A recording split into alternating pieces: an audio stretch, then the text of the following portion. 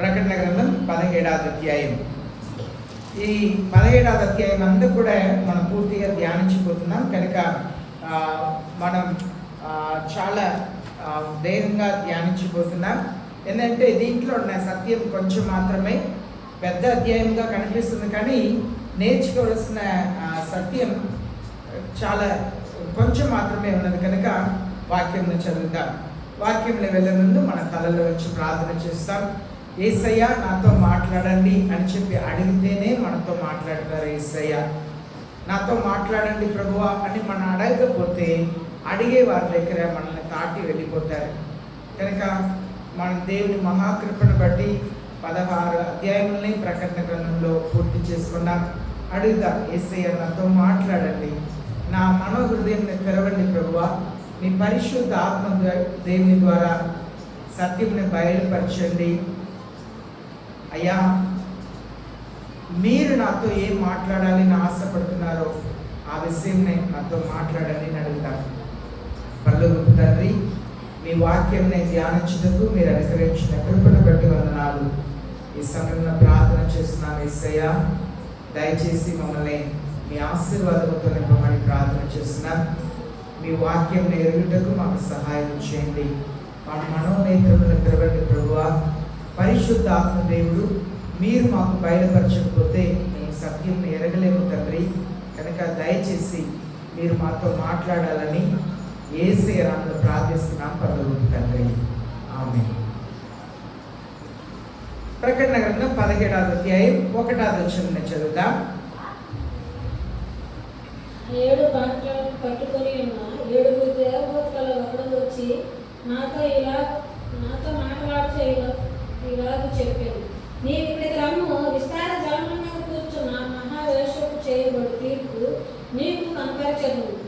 ఇక్కడ 7 పాత్రములని, దేవుని ఉగ్రత కలిగిన పాత్రముని పట్టుకున్న దేవదూత వచ్చి ఇక్కడికి రమ్ము, నేను విస్తారమైన జలముల మీద కూర్చున్న మహావేశ్యని వేశ్యకు జరగబోయే తీర్పుని గురించి నేను చెప్తున్నాను అంటున్నారు.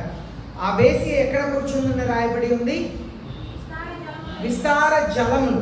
విస్తార జలం అంటే అది దేన్ని చూపిస్తుంది అంటే ప్రజల్ని చూపిస్తుంది. ఎందుకంటే మనం కింద భాగంలో వాటిని గురించి మనం చదువుతాం. 15వ వచనంలో చదువుతాము. 15వ వచనంలో చదువుతాం. మరి ఆ దూత నాతో ఇలా చెప్పింది, ఆ వేశ్య కూర్చున్న చోట నీవు చూచిన జలములు ప్రజలను, జన సమూహములను, జనములను, ఆయా భాషలు మాట్లాడు వారిని సూచించును. ఇప్పుడు ఆ వేశ్య కూర్చున్న చోటు జలములు అంటే ఏమని చెప్పబడి ఉంది? ప్రజలను, జన సమూహమును, జనములను, ఆయా భాషలు మాట్లాడేవారు సూచించింది. అంటే ఇక్కడ జలములు అనగా మనుషులను అర్థం. మనుషులు. ఇప్పుడు ఈ వేశ్య అనగా ఈ వేశ్య అనగా దేన్ని చూపిస్తుంది అంటే ఇది ఒక పట్టణం. 18వ వచనంలో చదువుదాం. మరి నేను చూసిన ఆ స్త్రీ భూరాజుల మేలు ఆ మహాపట్టణమే. ఇప్పుడు ఆ స్త్రీ ఎవరంట? ఒక పట్టణం. జలం ఎవరు? నీళ్ళంటే ఏంటి? ప్రజలు. ఇక్కడ మనం చూస్తున్నాము తెలుగులో వాటర్ ఏ పదం చదివారు? తెలుగులో జలం. జలంని చదివారా? విస్తార జలం. విస్తార జలం అంటే ప్రజల్ని పరిపాలించి ఒక పట్టణం. ఆ స్త్రీ మహా విభచారం కలిగిన స్త్రీ అంటే అది ఒక పట్టణంని చూపిస్తుంది. ఒక స్త్రీని గురించి చెప్పట్లేదు, ఒక ఆడ మనిషిని గురించి ఇక్కడ చెప్పట్లేదు, ఒక పట్టణంని గురించి చెప్తుంది. ఆ పట్టణం ప్రజల్ని తప్పుదారిలో నడిపిస్తుంది. అదే ఈ 17వ అధ్యాయం అంతా కూడా మనం ధ్యానించబోతున్నాం. What seems victorious will come to an end. మన జీవితంలో ఏదైతే మనల్ని జయిస్తున్నదనియో లేదు ఈ లోకంలో చాలా గొప్పగా కనిపిస్తుందో అదంతా కూడా ఒకరోజు ముగింపుకు వస్తుంది. అది ఎంత గొప్ప మనిషి అయినా సరే, ఈ లోకంని గొప్పగా పరిపాలించే ఎంతో మంది వారు ఒక ముగింపుకు వచ్చారు. ఏదైనా కూడా మీ జీవితంలో జరుగుతున్న సమస్యలు ఒక ముగింపుకు వస్తాయి. మీరు వెళుతున్న బాధలు ఒక ముగింపుకు వస్తాయి. జీవితం అంతా బాధ కాదు. ఈనాడు చాలామంది ఆత్మహత్య చేసి చనిపోతున్నారు.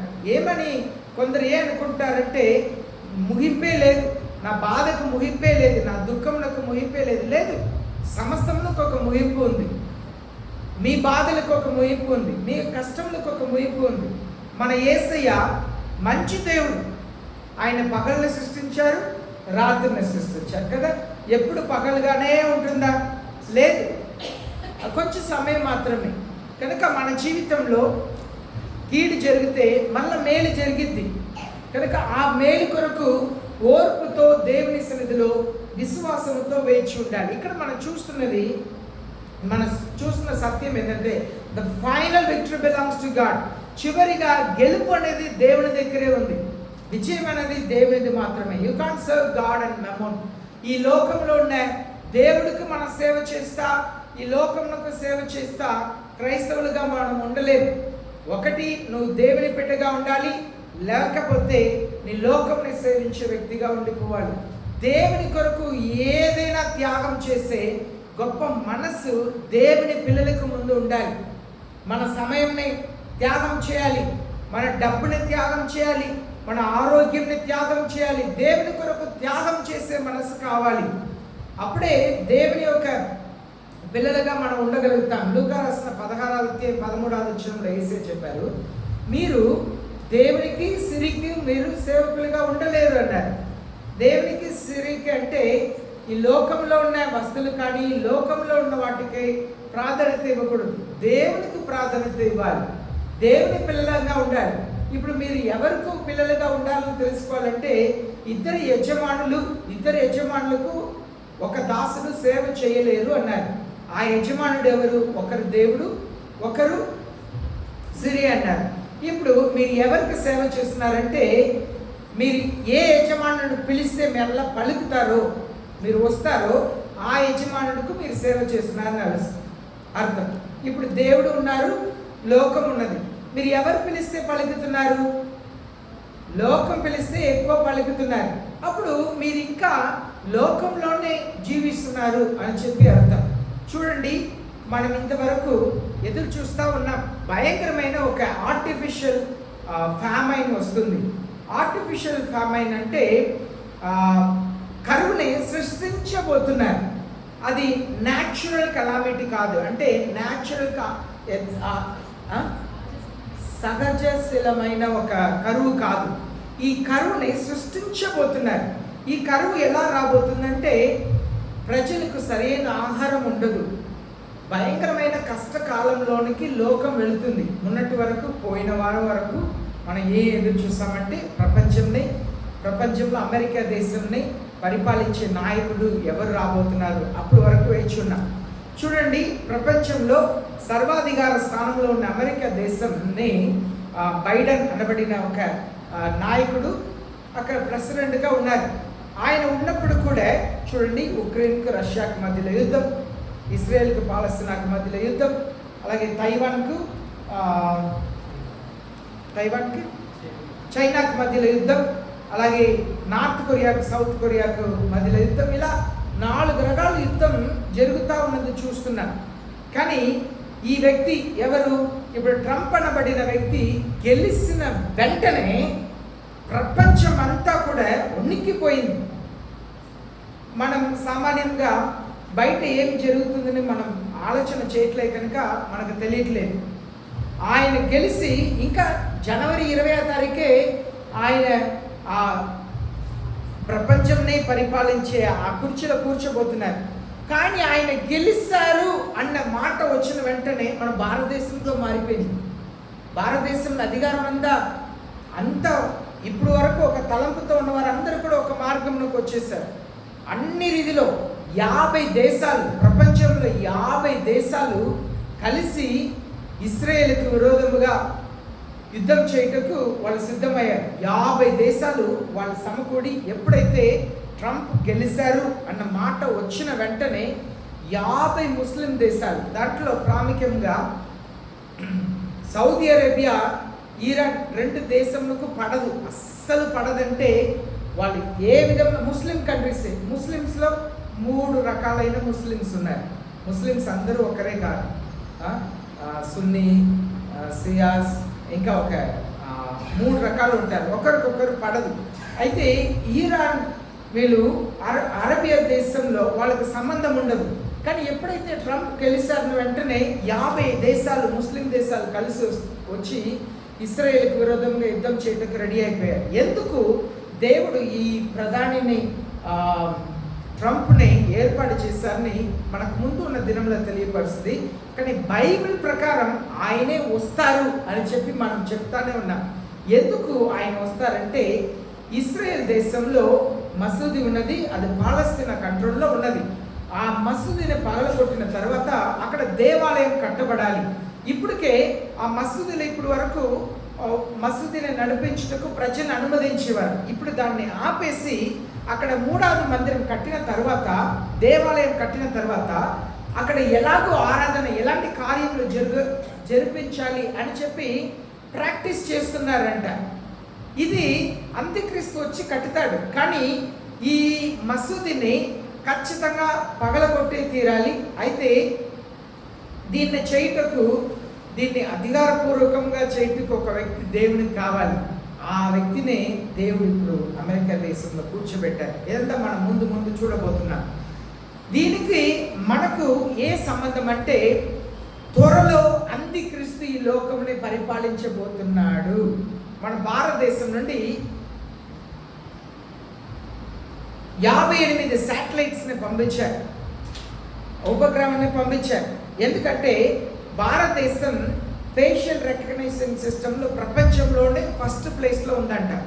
అనగా ముఖంని బట్టి వ్యక్తి ఎవరు అని చెప్పి కనిపెట్టబోతున్నారు. దాని కొరకు అన్ని చేస్తూ ఉన్నాయి. ఇప్పుడు మనం ఈ లోకంలో ఏం చెప్తారంటే గ్రేట్ రీసెట్ అంటారు. ఇప్పుడు మీ మొబైల్ ఫోన్ ఉందని అనుకోండి, దాంట్లో ఒక ఆప్షన్ ఉంటుంది. ఏమని ఉంటుంది? పవర్ ఆఫ్ అని ఉంటుంది. ఇంకా ఒకటి రీస్టార్ట్ ఉంటుంది కదా. అలాగే ప్రపంచంలో కూడా రీసెట్ చేయబోతున్నారంట. దాన్నే కరోనా టైంలో ఏం చేశారంటే, ప్రపంచంలో ఒక రీసెట్ చేయాలంటే ఏం చేయాలి? ఇప్పుడు మీ మొబైల్ని రీస్టార్ట్ చేయాలంటే ముందు మొబైల్ స్విచ్ ఆఫ్ అయిపోవాలి, అవునా? పూర్తిగా డౌన్ అయిపోవాలి. తర్వాత అది ఆటోమేటిక్గా స్టార్ట్ అయింది. ప్రపంచంలో కూడా రీసెట్ చేయబోతున్నారంట. రీసెట్ అంటే ప్రపంచంలో ఒకసారి అన్ని ఆగిపోయి మరలా స్టార్ట్ అవ్వాలి. దీన్ని కొందరు వరల్డ్ రీసెట్ అంటారు, కొందరు న్యూ వరల్డ్ ఆర్డర్ అంటారు. కానీ బైబిల్ ఏం చెప్తుందంటే గ్రేట్ ట్రిబులేషన్ అని చెప్పి చెప్తుంది.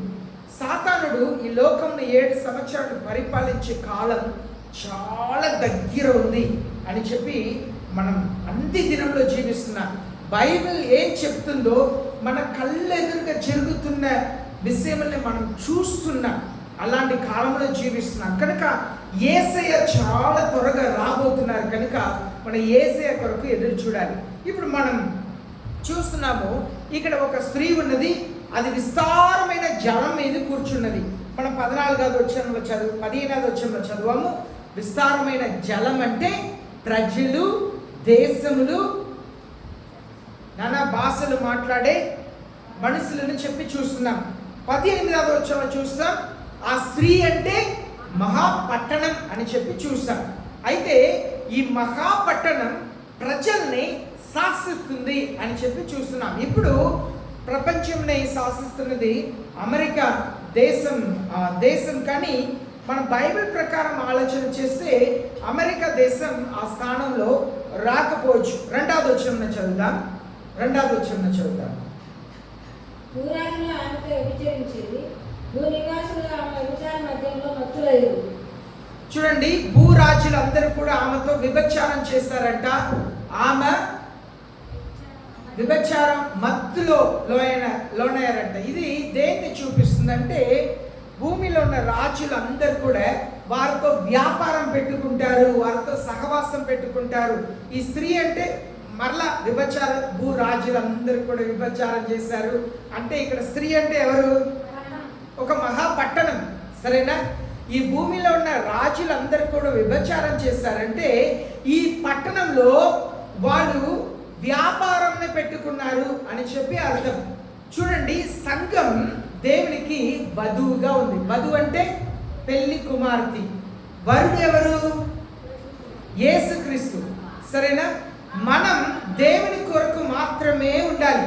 ఇప్పుడు ఒక భార్య, నేను 300 సంవత్సరంలో ఎన్ని రోజులు? 365 రోజులు. నేను 364 రోజులు నీకు భార్యగా ఉంటాను. ఒక్కరోజు నాకు ఇష్టమైన వ్యక్తితో నేను ఉంటానంటే ఏ భర్తైనా ఒప్పుకుంటారా? ఒకే ఒక రోజు, సంవత్సరం అంతా నీటితోనే ఉంటాను. అదే ఈనాడు క్రైస్తవ సంఘం చేస్తున్నది. నేను ప్రభువా, నేను బాప్తిసం పొందుకుంటాను, దేవుని మీ సన్నిధికి వస్తాను, మిమ్మల్ని ప్రేమిస్తాను, కానీ వారంలో ఒకరోజు నేను ఇష్టం వచ్చినట్లా జీవిస్తానని మనం సాతానుడికి చోటు ఇస్తున్నాం. ఈనాడు నేను ఒక బుక్ చదువుతున్నాను. ఆ బుక్ పేరు left behind in the mega church. Mega church అంటే కొన్ని వేల మంది ఉంటారు కదా, ఆ సంఘంలో విడవబడిన వారు. Left behind in the mega church ఒక బుక్ చదువుతున్నాను. How God works in the ordinary churches. సామాన్యమైన సంఘంలో దేవుడు ఎలా క్రియ చేస్తున్నారు. మనకు ఈనాడు క్రైస్తవ్యం ఎలా మారిపోయిందంటే, క్రైస్తవులు రాజకీయంలో పాలు పొందటం. నేను కూడా ఈ సంఘంలో ఎన్నో పర్యాయం నన్ను అధికారుల్ని, పాలిటీషియన్స్ని కలుస్తామని చెప్పి ఎన్నోసారి పిలిచారు. మీరు కలెక్టర్ దగ్గర రావాలండి. రీసెంట్గా ఎలక్షన్ అయిపోయిన తర్వాత కూడా ఎమ్మెల్యేని కలుస్తాను. నేను చెప్పాను, నేను నా దేవుని ప్రకటించడానికి నేను వచ్చాను. నేను ఒక సేవకుడు అంతే. నేను ఊర్లో నాయకత్వం వహించడానికి రాలా. నేను ఏ విషయంలో నేను పాల్గొన్నాను. దానికే మా ఫోటోలు మీరు ఎక్కడ బయట చూడరు. ఎందుకంటే మా దేవుడు ఎవరిని చెప్పడానికి ఊరికి వచ్చాం. మమ్మల్ని ప్రజలు తెలుసుకోవాలని అవసరంలా, ఆ యేసయ్యని తెలుసుకుంటే చాలు. మమ్మల్ని తెలుసుకుంటే రక్షణ రాదు, ఏమి రాదు, ఏ ప్రయోజనం ఉండదు. మనం పాంప్లెట్ ఎప్పుడైనా మీటింగ్ ప్రింట్ చేస్తే దాంట్లో ఫోటో పెడుతున్నాం. ఎందుకంటే చాలా చర్చలు ఉన్నాయి కనుక ఫోటో కూడా లేకపోతే చదువు లేని ప్రజలకు ఇది ఎవరికి తెలియదు. కనీసం ఫోటో చూస్తే ఓకే పలానా చర్చ్ పాస్టర్ని వాళ్ళు గుర్తొచ్చింది. ఇక్కడ ఈనాడు క్రైస్తవ్యంలో సంఘం ఎలా ఉంటుందంటే, నువ్వెచ్చనైన జీవితంలో జీవిస్తున్నాం. అంటే దేవుని మందిరంలో ఉంటున్నాము కానీ లోక ప్రకారంగా జీవిస్తున్నాం. అదే ఇక్కడ చెప్పబడుతుంది. ఆ స్త్రీతో లోకంలో ఉన్న రాజులందరూ విభచారం చేశారంట. ఈ రాజులు అనేవారు ఎవరంటే సంఘ బోధకులు, సమస్త నాయకులు. వీళ్ళందరూ కూడా ఈ స్త్రీ మహాపట్టణం ఇది దేన్ని చూపిస్తుందంటే, ఇది రోమా దేశంని చూపిస్తుంది. ఈనాడు ఈస్టర్న్బర్గ్ అనే వాడిన ఒక సిటీ ఉంది. అది ఎక్కడ ఉందంటే జర్మన్లో ఉంది. అది యూరోప్ ఖండంలో నుండి వీళ్ళు యూరోప్ ఏం చేస్తున్నారంటే, వాళ్ళందరూ కూడా వాళ్ళ కొరకు ఇప్పుడు వరకు యూరోప్ ఖండంలో వాళ్ళకు యుద్ధం జరగాలంటే అమెరికా దేశం వాళ్ళకి వచ్చి సహాయం చేయాలి. అయితే అమెరికా దేశం వాళ్ళకి వచ్చి యుద్ధం చేయాలి. వీళ్ళకు ఓన్గా మిలిటరీ లేదు. మన భారతదేశంలో మిలిటరీ ఉన్నట్లుగా యూరోప్కి మిలిటరీ లేదు. అయితే వాళ్ళ సొంత మిలిటరీని ఇప్పుడు మన కొరకు మనల్ని కాపాడుకోవటానికి మనకు ఒక మిలిటరీ కావాలి అని చెప్తారు. ఇప్పుడు మీకు అర్థమయ్యేది ఎట్లా చెప్తున్నాను, మీరు జాగ్రత్త. ఇది చరిత్ర పాఠం, సరేనా?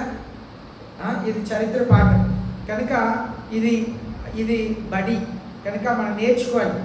ఇక్కడ మనం చూస్తున్నాము యూరోప్, ఇప్పుడు రష్యా దేశం, ఉక్రెయిన్ దేశం, ఇది రెండు కూడా యుద్ధం జరగటానికి కారణం ఏంటంటే, నాటో అనబడిన దేశంలో 27 దేశాలు ఉన్నాయి. దాంట్లో నాటోలో ఉక్రెయిన్ దేశం రష్యాలో ఒక భాగం, సరేనా? ఇప్పుడు భారతదేశంలో ఆంధ్రప్రదేశ్ ఎలాగో అలాగే రష్యా దేశంలో ఉక్రెయిన్ ఒక భాగం. అర్థమవుతుందా? ఉక్రెయిన్ ఒక వ్యత్యాసమైన దేశం ఏం కాదు.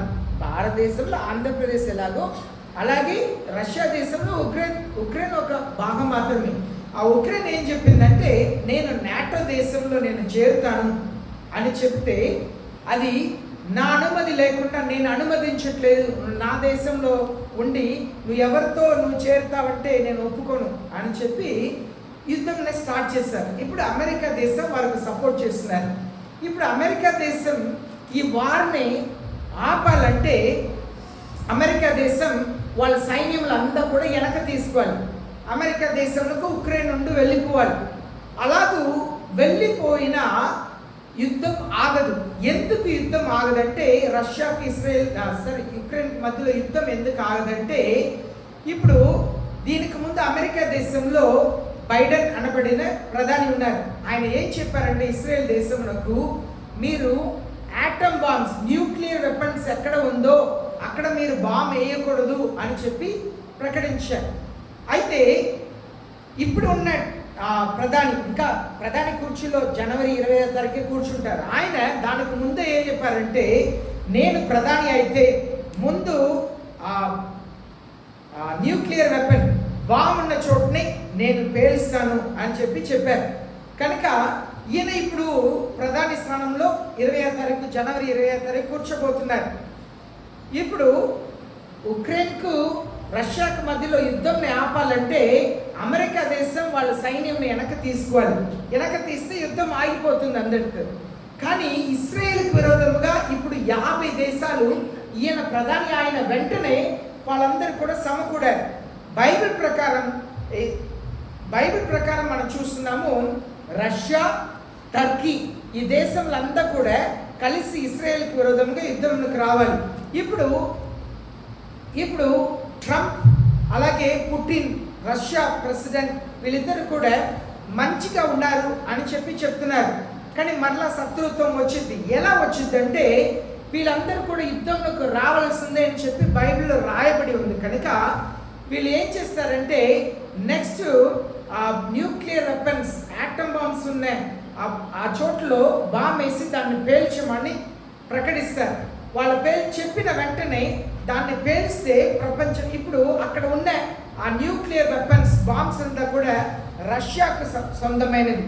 ఈ భూలోకంలో 1300 న్యూక్లియర్ వెపన్స్ ఉంటే దాంట్లో సగం అంతా కూడా రష్యాకు సొంతమైనది అని చెప్తున్నారు. ఇప్పుడు కనుక రష్యా ఖచ్చితంగా యుద్ధంలోకి వచ్చింది. అది 3వ ప్రపంచ యుద్ధముగా మారింది. ఈ ప్రెసిడెంట్ని అమెరికా దేశంలో ఎందుకు దేవుడు ఏర్పాటు చేశారంటే ఈ ప్రెసిడెంట్ 3వ ప్రపంచ యుద్ధంలోకి కారణంగా ఉంటారు.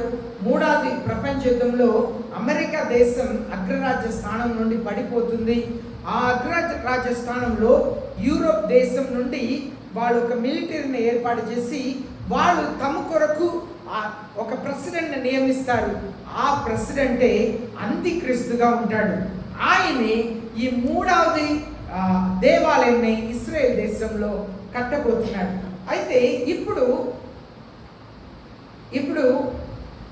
యూరోప్ దేశంలో జర్మనీలో ఉన్న ఆ స్థలంని రాజ్య భవనంని వాళ్ళు రోమ్కు మారుస్తారు. ఇప్పటికే మీరు చూస్తుంటే రోమన్ క్యాథలిక్ చర్చెస్ ఉంటారు. అక్కడ మీరు వెళ్తుంటే వాళ్ళు అక్కడ ఉన్న సేవకుడి దగ్గర తమ పాపములను ఒప్పుకుంటారు.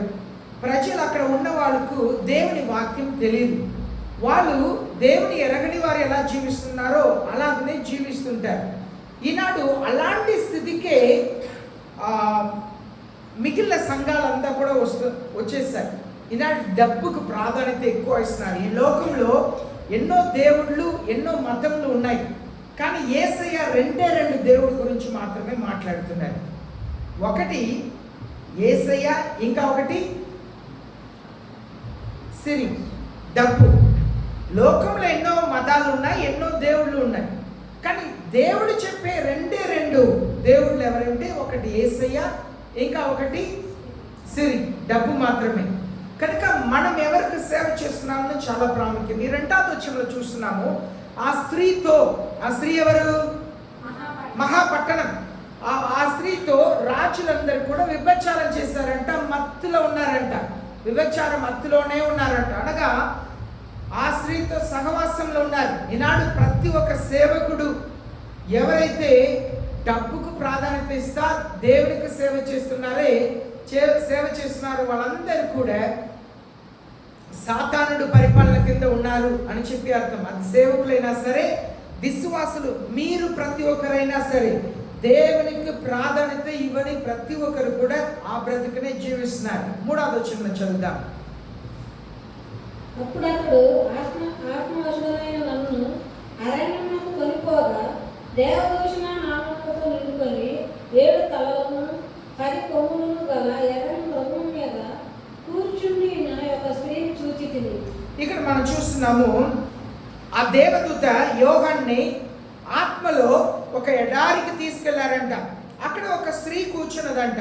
ఆ స్త్రీ ఎలా కప్పి ఉన్నదంటే మనం చూస్తున్నాము, ఆ స్త్రీ ఎడారిలో కూర్చుందంట. స్కార్లెట్ బీస్ట్ అంటే రక్తం లాంటి వస్త్రంని కప్పుకొని ఉందంట. ఆ మీది చాలా దేవునికి బ్లాస్మియస్ నేమ్, దూషణ నామము రాయబడి ఉందంట. ఆ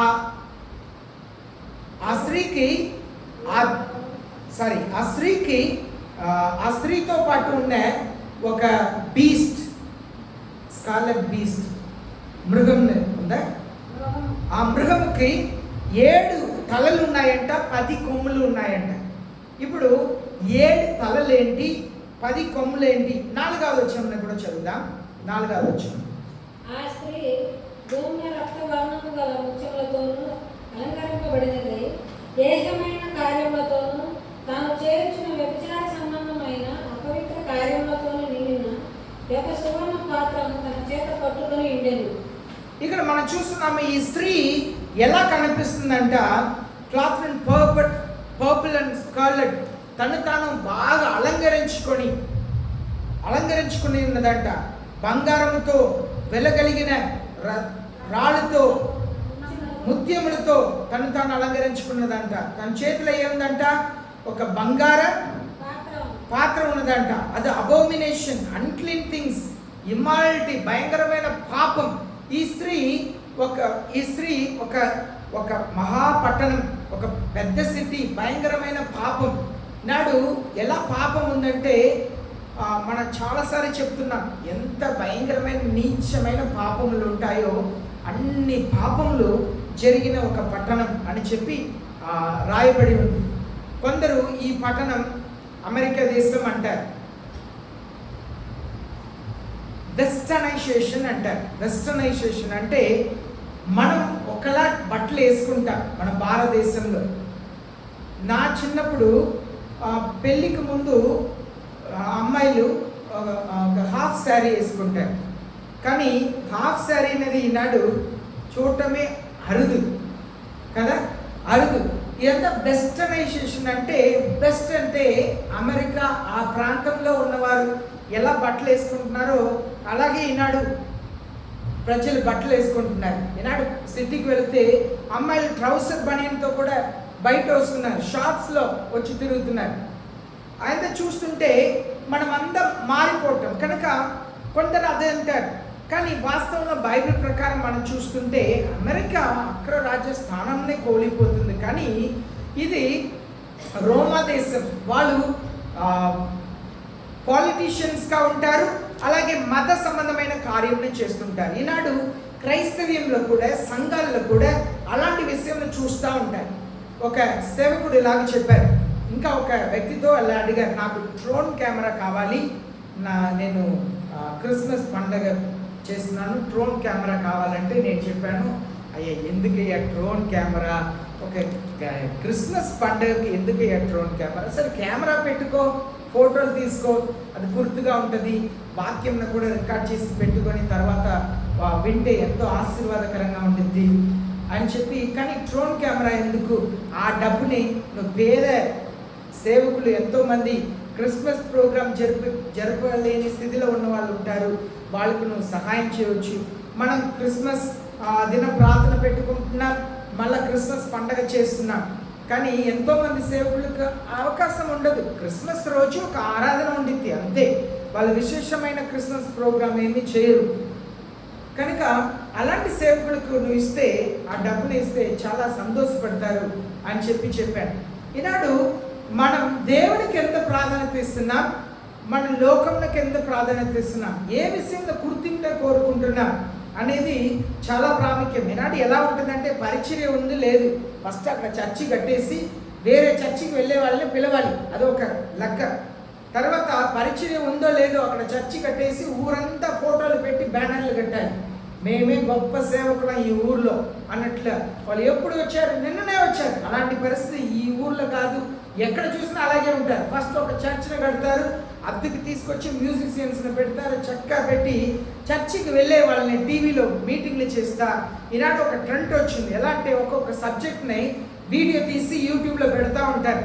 అది ప్రజలు బాగా విని లైక్ కొడుతుంటే, నేను పలానా ఊర్లో 10 గంటలకు ప్రార్థన, పలానా ఊర్లో 12 గంటలకు ప్రార్థన, వీళ్ళందరూ ఎవరు? వేరే ఒక సేవకుడు యేసయ్య గురించి చెప్పి వాళ్ళకి రక్షణ ఇచ్చిన విశ్వాసులు. కానీ వీళ్ళు నైవేద్యంగా వాళ్ళని సంఘాలకు మంచి మాటలు బయట చెప్తుంటారు, కానీ వాళ్ళ ఉద్దేశం అయితే దేవుని ఉద్దేశం కాదు. ఇదే ఇలాంటి పరిస్థితి గురించే ఇక్కడ మనం చూస్తున్నాం. ఆ స్త్రీ ఎలా ఉందంటే తన్ని తాను అలంకరించుకుంటుందంట. అలంకరణ ఎందుకు చేస్తారు? ఆకర్షణ కొరకు.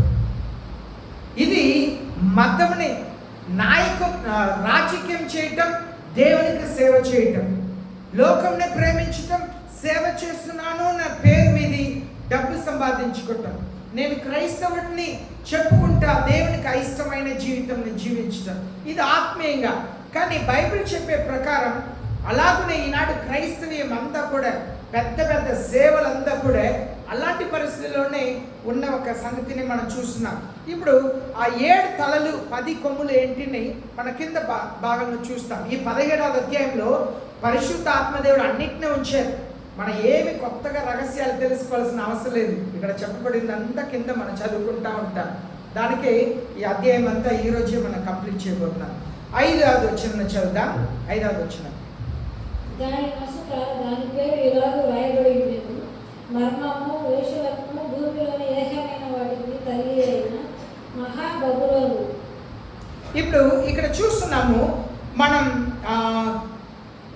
యేసయ్య తర్వాత 300 సంవత్సరంలో ఆడ చూస్తున్నాము కాన్స్టంటైన్ ఒక రాజు ఉన్నారు. ఆ రాజు ఏం చేశారంటే రోమా దేశం ఆనాడు పరిపాలన చేస్తుంది. ఆ రోమా దేశంలో ఉన్న బిషప్స్ అంటే తాము గొప్పవారుగా నాయకులుగా చూపించుకునే ఈ బిషప్ వాళ్ళతో కలిసి ఆయన రాజుగా ఉంటా ఈ క్రైస్తవ్యంలో కూడా గొప్ప నాయకుడిగా ఎదిగాడు. దానికే రోమా దేశం అంతా కూడా క్రైస్తవ దేశంగా మారిపోవాలని ఆయన ఆజ్ఞాపించారు.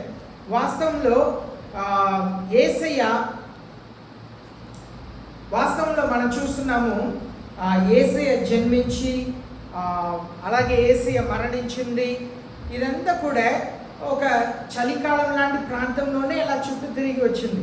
దానికే మనం చూస్తున్నాం వేసవకాలంలో ఎవరైనా చలిమంట వేసుకుంటారా? వేసవకాలంలో ఎవరైనా చలిమంట వేసుకుంటారండి? వేసుకోరు కదా. కానీ పేతురు యేసయ్యని చెరపట్టుకొని వెళ్తే అక్కడ ఏం చేశారంట? చలిమంట వేసుకున్న వారి పక్కన ఆయన కూర్చున్నాడంట. అది కూడా ఇదంతా కూడా ఈ కాన్స్టంటైన్ అనబడిన రాజుగారు ఆనాడు రోమా దేశంని క్రైస్తవ దేశంగా మార్చడం వలన వాళ్ళు ముందుగానే జరిపిన పండగనే అలా క్రైస్తవ పండుగలుగా మార్చేశారు. అంతే. మనం ఈనాడు క్రిస్మస్ ఎందుకు చేస్తున్నామంటే ప్రజలందరికీ తెలియపరుస్తున్నాం, యేసయ్య ఒక పర్యాయం బాలుడిగా వచ్చారు, ఈసారి రాజుగా రాబోతున్నారు. ఆ సంఘటన తెలియపరచడానికి క్రిస్మస్ అనే పండుగని మనం చేస్తున్నాం. ఇక్కడ మనం చూస్తున్నాము 4వ వచనంలో మనం ఏం చేస్తున్నామంటే దేవుని సంఘం, దేవుని పిల్లలు మన వాక్యంలో చదువుతున్నాం. ప్రకటన గ్రంథం 19వ అధ్యాయం 8వ వచనంలో the bride of Christ is cloth in fine linen bright and clean. దేవుని సంఘంలో ప్రజలు ఎలాంటి వస్త్రాన్ని ధరించుకుంటున్నారంటే 19వ అధ్యాయం 8వ వచనంలో శుభ్రమైన పరిశుద్ధమైన మంచి వస్త్రాన్ని ధరించుకొని ఉన్నారంట. ఇది పరిశుద్ధతను చూపిస్తుంది. ఈ 17వ అధ్యాయం 4వ వచనంలో ఈ స్త్రీ ఎలాంటి వస్త్రాన్ని ధరించుకుంటుంది?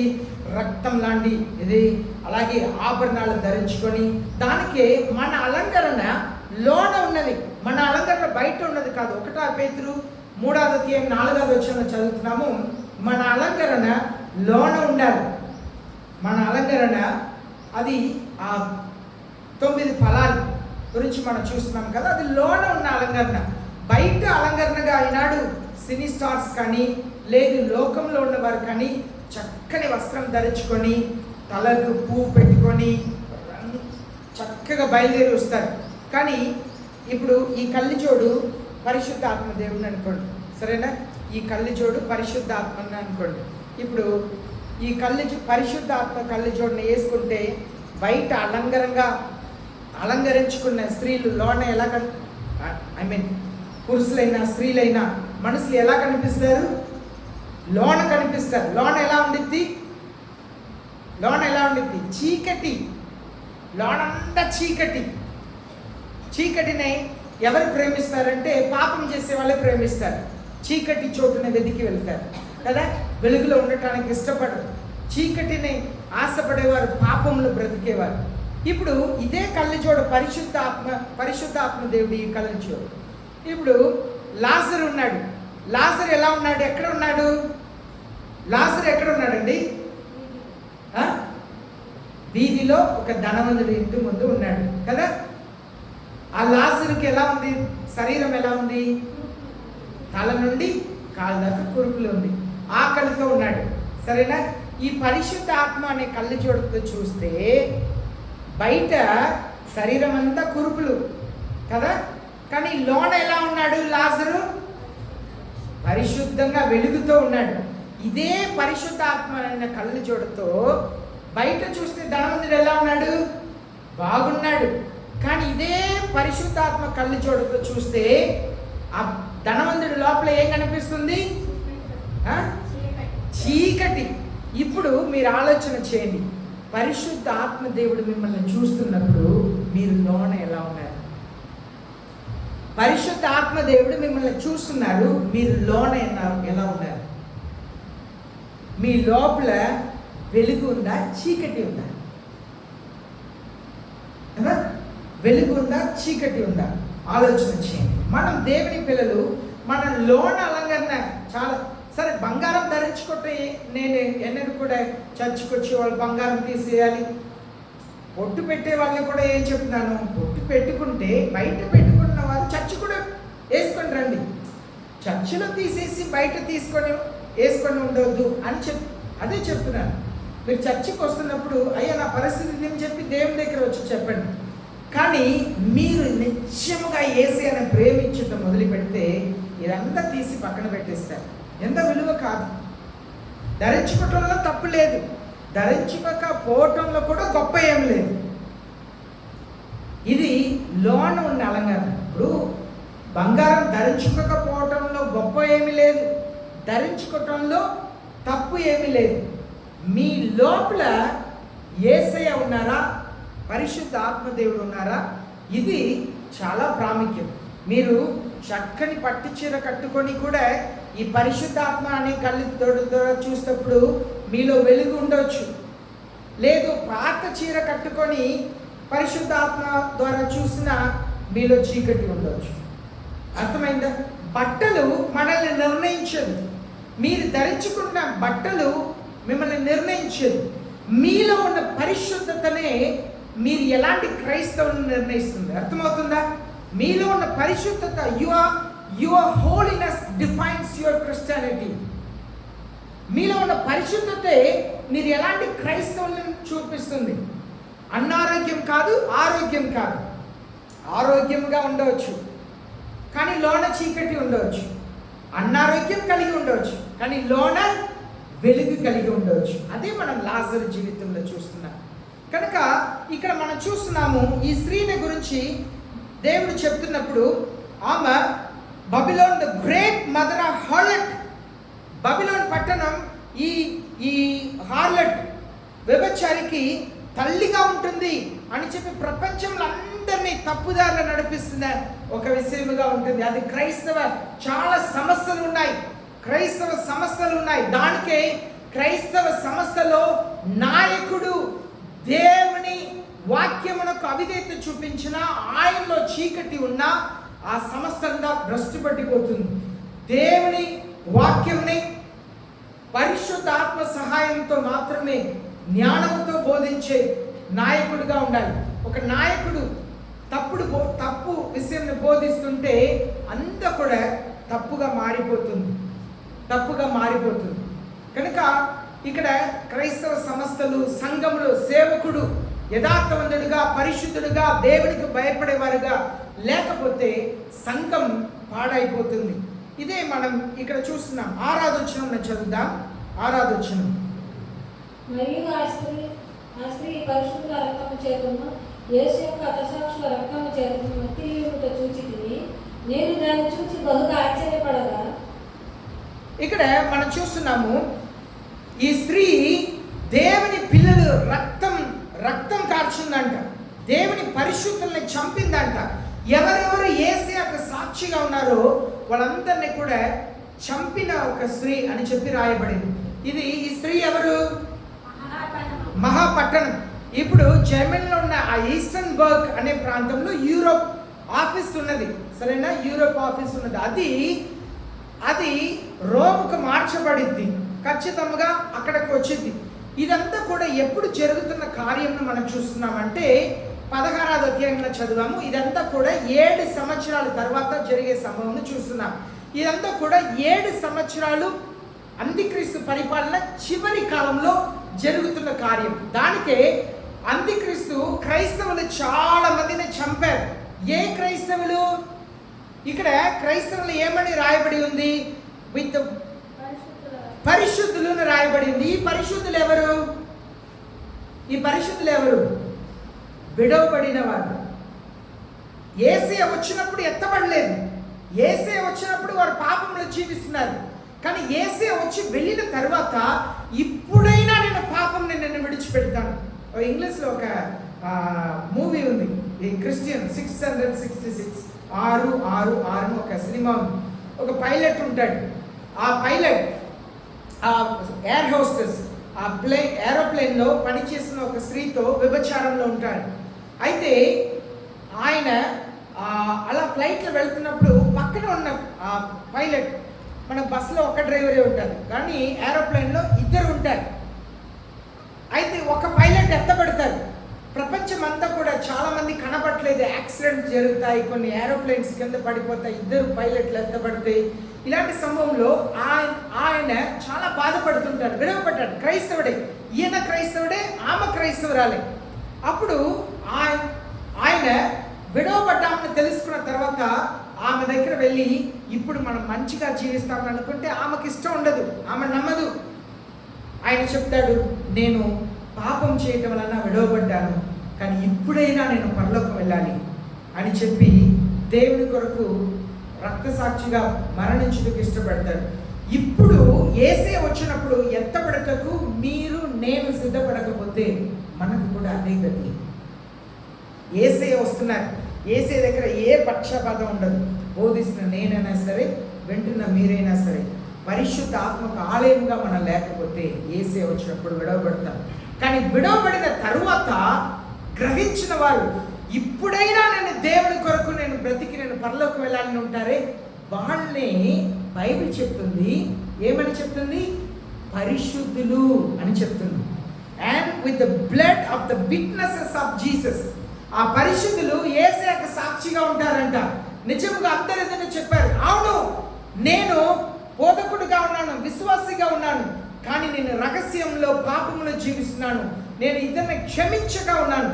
అంటే పాపం పాపం పాపం అంటే మనం అనుకోకూడదు. పాపం అంటే నేను విభచారం అదే పాపం, లేదు మందు తాగటం అదే పాపం, లేదు ఇద్దరిని మోసం చేయటం అదే, అది మాత్రమే. మీరు ఇద్దరిని క్షమించకపోయినా అది కూడా పాపమే. మీలో గర్వం ఉన్నా అది కూడా పాపమే. దేవునికి అయిష్టమైనది అంతా పాపమే, అంత పాపమే. విభచారం చేసిన వారు ఇది నరకంలో విభచారులు అని చెప్పి అక్కడ స్పెషల్ ప్లేస్ అక్కడ ఉండదు. దొంగలు నరకంలో దొంగలు అని చెప్పి దొంగల కింద ఒక చోటు, అలా ఏమీ ఉండదు నరకంలో. కనుక పాపం అని వచ్చేటప్పుడు దేవుని సన్నిధిలో దేవుని పిల్లల సమకూడి ప్రార్థన చేసేటప్పుడు మీరు పనిలో ఉన్న అది కూడా పాపమే, అది కూడా పాపమే. నెలంతా కూడా దేవుడు మిమ్మల్ని పోషిస్తున్నారు. ఇప్పుడు దేవునిది దేవునికి, కైసరికి కైసరికి ఇవ్వమన్నారు. మీ అప్పంతా సరిగ్గా తీర్చుకొని దేవునికి దశమ భాగం కాకపోయినా అది కూడా పాపమే.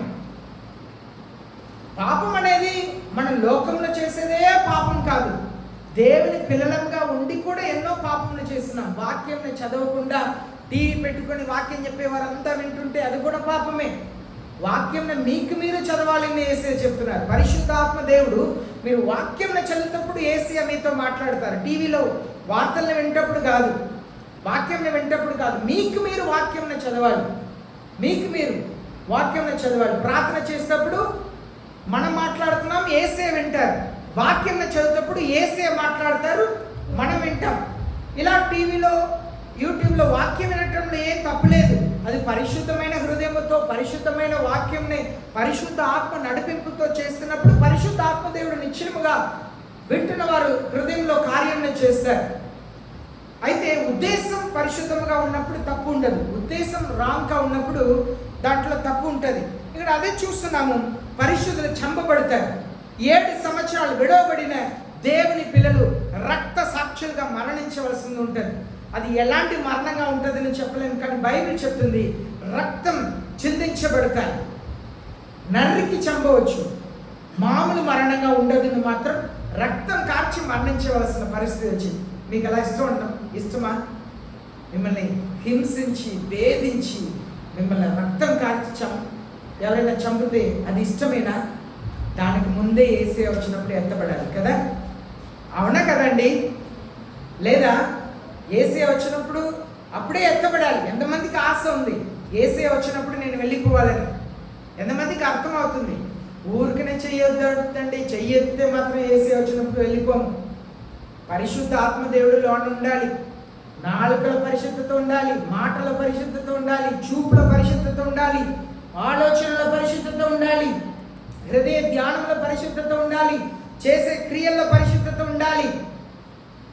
పరిశుద్ధ ఆత్మ దేవుడు ఉండి పరిశుద్ధతలో ఉంటేనే ఇదంతా జరిగింది. ఇప్పుడు 7వ వచనం చూద్దాం. అప్పుడు ఆ యోగాన్ని ఇదంతా చూసి ఆశ్చర్యపడిపోయారంట. నేను చదువుతా.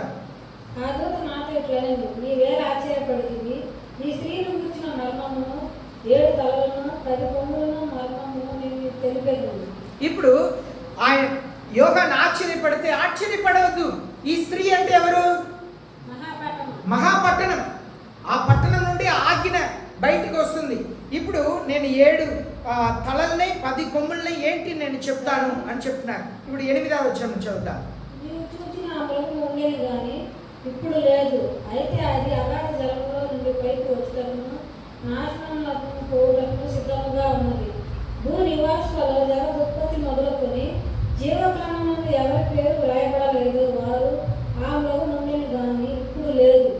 అయితే ముందుకు వచ్చిన సంగతి తెలుసుకుని ఆశ్చర్యపడదు. ఇప్పుడు చూడండి, ఇక్కడ ఆ మృగం గురించి చెప్తున్నారు. ఈ మృగం ఎవరంటే అంత్యక్రీస్తు. ఎవరిలో ఈ అంత్యక్రీస్తు సాతానుడు ఆత్మ వెళుతుందో ఆయనే అంత్యక్రీస్తు. బైబిల్లో ఒకరిలో సాతానుడు ప్రవేశించాడంట. ఆయన ఎవరు? ఇస్కరియోతు యూదా. ఆయనలో సాతానుడే ప్రవేశించాడంట. మనం చూస్తున్నాము ఎవరిలో సాతానుడు ప్రవేశించి కార్యములు చేస్తున్నాడో అంత్యక్రీస్తు. ఆయన ఉన్నాడంట, ఇప్పుడు లేడంట, రాబోతున్నాడంట. ఇది దేన్ని చూపిస్తుందంటే 7 సంవత్సరాల గురించి చూపిస్తుంది. సరేనా? 7 సంవత్సరాలు ఆయన పరిపాలిస్తాడు. తర్వాత 1000 సంవత్సరాలు యేసయ్య పరిపాలిస్తున్నప్పుడు సాతానుడు ఎక్కడ ఉంటాడు? పాతాళంలో బంధించబడతాడు. 7 సంవత్సరాలు ఈ లోకంలో పరిపాలిస్తాడు. ఆ 7 సంవత్సరాల తర్వాత సాతానుడిని పాతాళంలో బంధిస్తారు. అప్పుడు ఈ భూమిని ఎవరు పరిపాలన చేస్తారు? యేసయ్య పరిపాలన చేస్తారు. అటు తర్వాత 1000 సంవత్సరాల తర్వాత సాతానుడిని విడిపిస్తారు. అప్పుడు భూమిలో ఉన్న మనుషులందరినీ కూడా మోసపరిచి ఆయన యేసయ్యకు విరోధంగా యుద్ధంలోకి తీసుకెళ్తారని మనం పోయిన వారం చదివాం. అదే ఇక్కడ చెప్పబడుతుంది. ఇప్పుడు 1000 సంవత్సరాలు యేసయ్య పరిపాలన కింద ఉన్న వారిని సాతానుడు ఎలా మోసపరుస్తాడు అని చెప్పి ఒక పోయిన వారం ఉదాహరణ చెప్పాను. గుర్తుందా? మర్చిపోయారా? ఆదాము అవ్వ ప్రతి దినము కూడా దేవునితో మాట్లాడారు. సాతానుడు వచ్చి ఏం చేశాడు? ఈజీగా మోసం చేశాడు. అదే 1000 సంవత్సరాలు యేసయ్య పరిపాలించిన సాతానుడి పాతాళం నుండి వదిలిపెట్టిన వెంటనే ప్రజల్ని మోసపరుస్తాడంట. ఇక్కడ మనం చూస్తున్నాము ఇక్కడ ఏం జరుగుతుందంటే ఆయన సాతానుడు బయటకు వచ్చి ఎవరిని నాశనం చేయబోతున్నాడని చూడండి.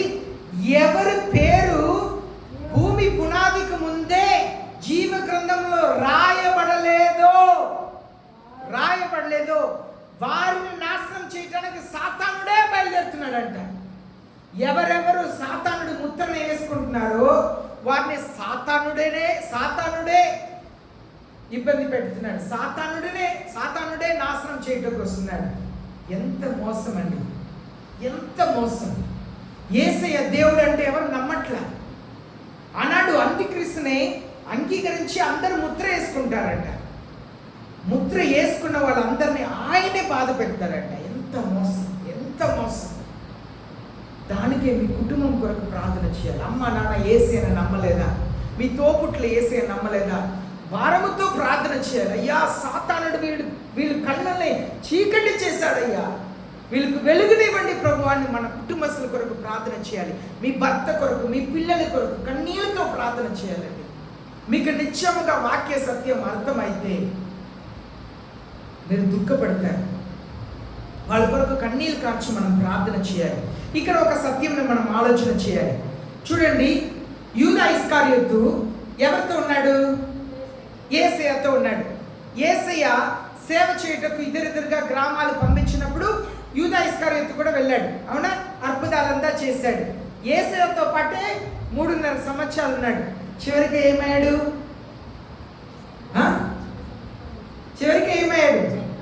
చనిపోయాడు. దేవుని యేసు ప్రభుని అమ్మేశాడు కదా, డబ్బు కాసబడి. ఇక్కడ మనం ఏమి నేర్చుకున్నామంటే, జాగ్రత్తగా వినండి, ఈ మాటను జాగ్రత్తగా వినండి. దయచేసి మీ హృదయంని, చెవుని, కళ్ళు అంతా తీసి తెరచి మీరు వినండి, సరేనా? భూమి పునాది వేయబడక ముందే ఎవరి పేరు జీవ గ్రంథంలో రాయబడలేదు అని చెప్పి 8వ వచనంలో చదువుతున్నా. ఇప్పుడు యూదా ఇస్కారియోతుని యేసయ్య ఏం చెప్పారు? మనుష్య కుమారుడు అప్పగించబడటం నియమించబడింది. ఎవని ద్వారా అప్పగించబడుతుందో ఆయనకు మహాశ్రమ, ఆయన తల్లి కడుపులో పుట్టక ఉంటే మేలు అన్నాడు. అవునా?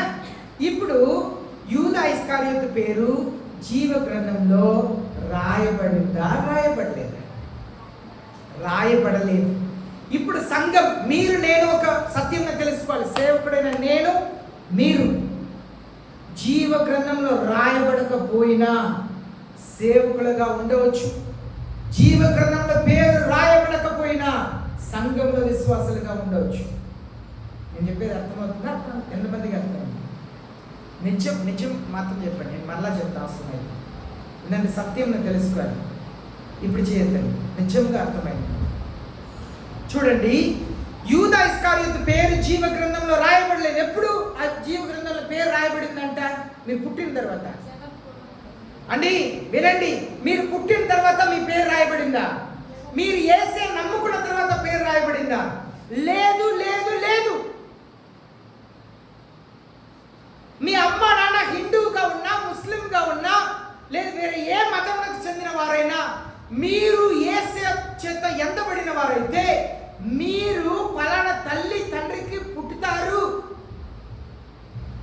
అయినప్పుడు కూడా మీరు యేసయ్యను విశ్వసించి పరలోకం వస్తారని మీ పేరు ఎప్పుడు రాయబడిందంట?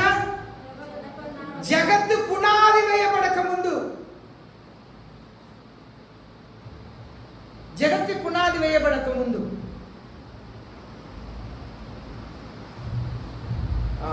ఏమంటారు?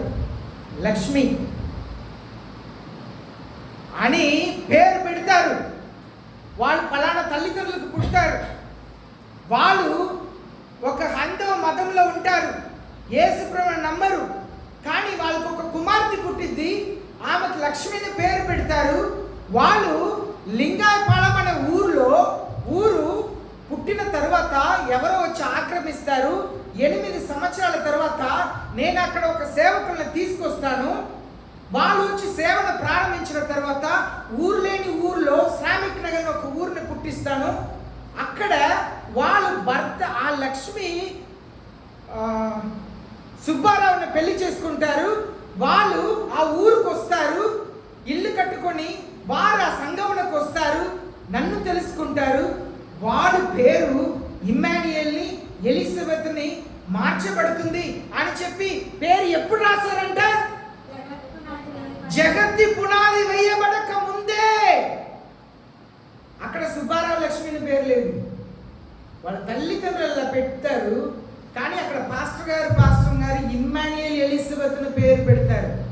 మీరు అక్కడ వెళ్ళి నా ఇంటి పేరు ఇది, సుబ్బారావు లక్ష్మిని చూడమంటే అక్కడ ఉండదు. ఎలిజబెత్ ఇమ్మాన్యుయేల్ ఉంటుంది. ద క్రిస్టియన్ మీరు వెళ్ళి నేను మచిలీపట్నం ఊరు పేరు చెప్తే ఏందో తెలీదు.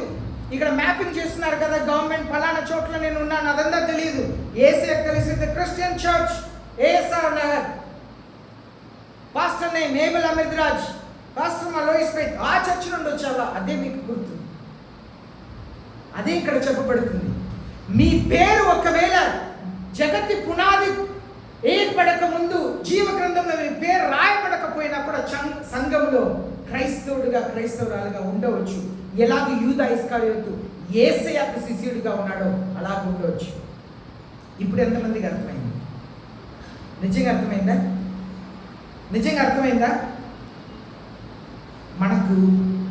మనం పేరు జీవ గ్రంథంలో రాయబడకపోతే అదే మనం దుఃఖించవలసిన విషయం అండి. ఈనాడు చాలా మంది సేవ చేస్తున్నారు, యూదా ఇస్కరియోతులో అద్భుతం చేస్తున్నారు, సేవ చేస్తున్నారు. కానీ డబ్బు ఆశపెట్టి దేవుని అమ్మే అంత స్థితికి తెగించిన వాళ్ళు ఉన్నారు. ఈనాడు విశ్వాసులు ఎంతో మంది ఉన్నారు. కనుక మనం జాగ్రత్త పడాలి. 9వ వచనం చదువుదాం. 9. ఇందులో జ్ఞానం గల మనసు కనబడును. ఆ 7 తలలు ఆ స్త్రీ కూర్చున్న 7 కొండలు. ఇప్పుడు ఇంతసేపు మనం చదివాం 7 తలలు 7 తలలను 3 సార్లు వచ్చింది కదా. ఆ 7 తలలు ఎవరంటే ఆ స్త్రీ కూర్చున్న 7 కొండలు. ఇప్పుడు ఆ స్త్రీ అంటే ఎవరు? మహాపట్టణం.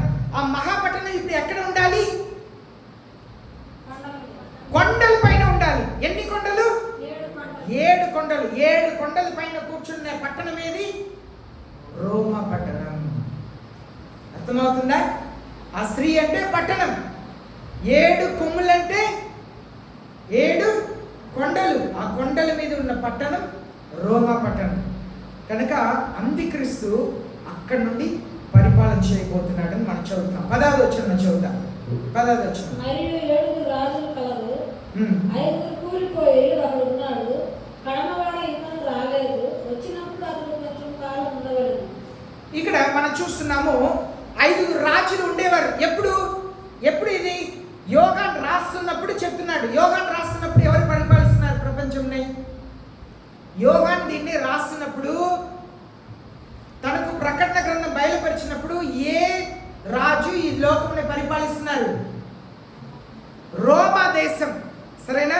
రోమా దేశం. రోమ్కు ముందు 5 దేశాలు పడిపోయింది. 5 దేశాలు ఏంటి? మొదటి దేశం ఏంటి? మొదటి దేశం అగిప్తు దేశం. వాళ్ళే కదా ఆబ్రహాం సంతతిని. ఆనాడు పెద్ద అగిప్తు దేశం, తర్వాత అసీరియా దేశం, తర్వాత బబిలోన్ దేశం, తర్వాత మెదా పెర్సియా దేశం, తర్వాత గ్రీస్ దేశం, తర్వాత రోమా దేశం. సరేనా? ఇప్పుడు యోహాను రాసిన తర్వాత, రాయక ముందు 5 పట్టణములు, రాస్తున్నప్పుడు 6. ఓకేనా? ఇప్పుడు ఇంకా ఒకటి ఉంది. అదేంటి? ఇంకా ఒకటి రాబోతుంది. అదే అంత్యక్రీస్తు పరిపాలించిపోయే కాలం. ఇక్కడ మనం చూస్తున్నాము 10వ వచనం. అర్థమైందా? 7 పట్టణములు, 7 రాజులు, వాళ్ళు 5 అగిప్తు, సిరియా, బాబిలోన్, మెదా పెర్సియా, గ్రీక దేశం. ఓకేనా? అలెగ్జాండర్ గ్రీక దేశం. యోహాను రాసినప్పుడు రోమా దేశం. 6 అయిందా? ఆ 7వ రాజు ఎవరు? రాబోయే అంత్యక్రీస్తు. అదే అక్కడ చదువుతున్నాం. The other has to yet come. ఉందా తెలుగులో? ఇంకా ఒకడు రావాలి. అదే అంత్యక్రీస్తుని గురించి రాయబడి ఉన్నది. ఓకే, ఇప్పుడు 11వ వచనం చదువుతాం. ఇంకా ఒక మాట అక్కడ చదువుతున్నాం. When he comes he must remain a little time. ఆయన ఆ రాజు వచ్చినప్పుడు కొంతకాలమే ఉంటాడు. ఉందా తెలుగులో? కొంతకాలమే ఉంటాడు. ఆ కొంతకాలం ఎన్ని సంవత్సరాలు? 7 సంవత్సరాలు. ఓకే, 11వ వచనం. ఉండినదియు ఇప్పుడు లేనిదియు నైన ఈ క్రూర మృగము ఆ 7గురితో పాటు ఒకడునై ఉండి తానే 8వ రాజు నాశనమునకు పోవును. చూడండి, ఈ ఈ ఈ రాజు, వచ్చే రాజు 7గురిలో ఒక రాజు. దానికి ఈయన అంత్యక్రీస్తు. ఆయన దేనికి వెళ్తాడంట? నాశనమునకు. ఆయన పనియే నాశనం చేయటం. ఐగుప్తు దేశం అలాగే చేశారు. ప్రతి ఒక్క రాజు కూడా ఎవరి మీద అంటే ఇశ్రాయేల్ మీద. అందరూ ఈ ఐగుప్తు దేశం అయితే ఇశ్రాయేల్ దేశంనే వాళ్ళని బానిసత్తులో పెట్టుకున్నారు. తర్వాత అసీరియా, బాబిలోన్, మధ్య పెర్సియా, గ్రీక్ దేశం, కానీ రోమా దేశం అందరూ ఎవరిని పరిపాలించారు? ఇశ్రాయేల్ దేశం దేవుని పిల్లల్ని పరిపాలించారు. ఇప్పుడు 12వ వచనం చదువుదాం. 12వ వచనం. నీవు చూచిన ఆ 10 కొమ్ములు 10 మంది రాజులు. ఇప్పుడు ఆగండి. ఇప్పుడు 7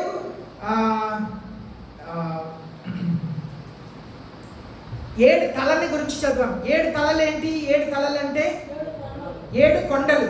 ఇప్పుడు 10 కొమ్ములు. 10 కొమ్ముల గురించి చెప్పబడింది. 10 కొమ్ములు ఎవరంట? 10 మంది రాజులు. సరేనా? ఈ దేశం, ఈ లోకంలో 10 మంది గొప్ప రాజులు, శక్తి కలిగిన వారు. అంటే ఎవరి దగ్గర న్యూక్లియర్ వెపన్స్ ఉన్నాయో ఆ రాజు. 12వ వచనం చదవండి. వారికి వరకు రాజ్యము పొందలేదు గాని ఒక గడియ క్రూర మృగముతో కూడా రాజు వల్ల అధికారం పొందుదురు. ఇప్పుడు జాగ్రత్తగా వినండి అమ్మా, నిద్రపోవద్దు, జాగ్రత్తగా వినండి. ఇప్పుడు అంత్యక్రీస్తు వస్తాడు. దురాత్మ, సాతాండి ఆత్మ మనసులో ప్రవేశిస్తుంది. ఎవరు? యూరోప్ దేశంలో ఎవరు ప్రెసిడెంట్గా వస్తాడో ఆయనలో దూరుతాడు. ఇప్పుడు ఈయనకు శక్తి కావాలి కదా, ఈయనకు అధికారం ఇచ్చుటకు ఈ లోకంలో ఉన్న 10 మంది రాజులు, మా అధికారం అంతా మీకు ఇస్తున్నాం, నువ్వు చెప్పిందే చేస్తాం, నువ్వు చెప్పిందే శాసనమును చెప్పి ఆయనకు పూర్తిగా అధికారం ఇస్తారంట. ఆయనతో పాటు గంట సేపు పరిపాలన చేస్తారంట. ఎంతసేపు? గంట సేపు. అంటే అది కొద్ది కాలం మాత్రమే ఆయనతో పరిపాలన చేస్తారు. ఆ కొద్ది కాలంలోనే ఈయన దేవుడు కాదు అనే సంగతిని వాళ్ళు తెలుసుకుంటారు. ఇప్పుడు 13వ వచనం చదువుతారు. మీరు ఏకాభిప్రాయం గలవారే తమ బలమును అధికారమును మృగమునకు అప్పగింతురు. చూడండి, వాళ్ళకున్న అధికారం అంటే, వాళ్ళకున్న శక్తి అంటే న్యూక్లియర్ వెపన్స్ కానీ అన్నిటిని ఇస్తారంట. దానికే బైబిల్లో చూస్తున్నాము 7 సంవత్సరాలు యుద్ధం లేకుండా చేస్తాడంట. He will make peace treaty with everyone. ఆ 10 మంది రాజులు వచ్చి చెప్తారు, అయ్యా మీరు చెప్పిన ప్రకారం చేస్తాం, అధికారం అంతా ఇచ్చేస్తారు, ఇదిగోండి మా న్యూక్లియర్ డీటెయిల్ అంతా ఉంది, ఈ న్యూక్లియర్ డీటెయిల్ పాస్వర్డ్ అంతా కూడా ఉంది. ఇప్పుడు అమెరికా దేశం ఉంది, మన భారతదేశంలో ప్రధాని ఉన్నారు, అలాగే ప్రెసిడెంట్ ఉన్నారు కదా.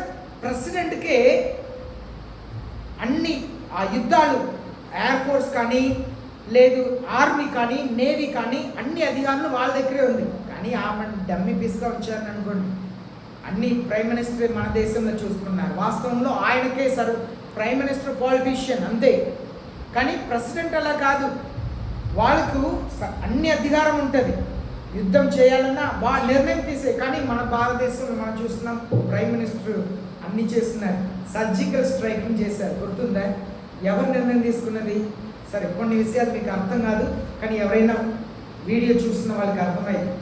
అయితే అక్కడ ఎలా అంటే వాళ్ళకే సర్వ అధికారం ఉంటుంది. ఇప్పుడు న్యూక్లియర్ వెపన్స్ ఉందని అనుకోండి, ఇప్పుడు కొత్త ప్రెసిడెంట్ వస్తున్నారు, ఆయన జనవరి 20వ తారీఖు ప్రెసిడెంట్ అయిన తర్వాత న్యూక్లియర్ వెపన్ పాస్వర్డ్ అంతా మార్చేస్తారు.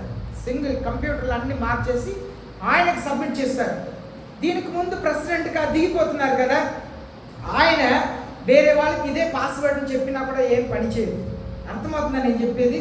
ఈ అధికారంని ఆయనకి ఇస్తారంట. ఎంతమంది నేను చెప్పేది అర్థమవుతుంది? ఈ అధికారం అంతా కూడా ఆయనకి ఇస్తారంట, మీరు పరిపాలన చేయండి. ఇప్పుడు 14వ వచనం నుండి 18వ వచనంలో మనం ఏం చేస్తున్నామంటే, దేవుడు ఎలాగూ అంత్యక్రీస్తునే అలాగే ఆయన విశ్వసించని వారు అందరినీ జయిస్తున్నారు. చివరి విక్టరీ ఎలా వస్తుందని చూస్తున్నాం. 14వ వచనం చదువుతాం. మీరు గొర్రెపిల్లతో యుద్ధము చేతురు కానీ గొర్రెపిల్ల ప్రభువులకు ప్రభువును రాజులకు రాజునై ఉన్నందునను తనతో కూడా ఉన్న వారు పిలువబడిన వారు ఏర్పరచబడిన వారు నమ్మకమైన వారై ఉన్నందునను ఆయన ఆ రాజులను చూడండి, గొర్రెపిట్ట అంటే ఎవరు?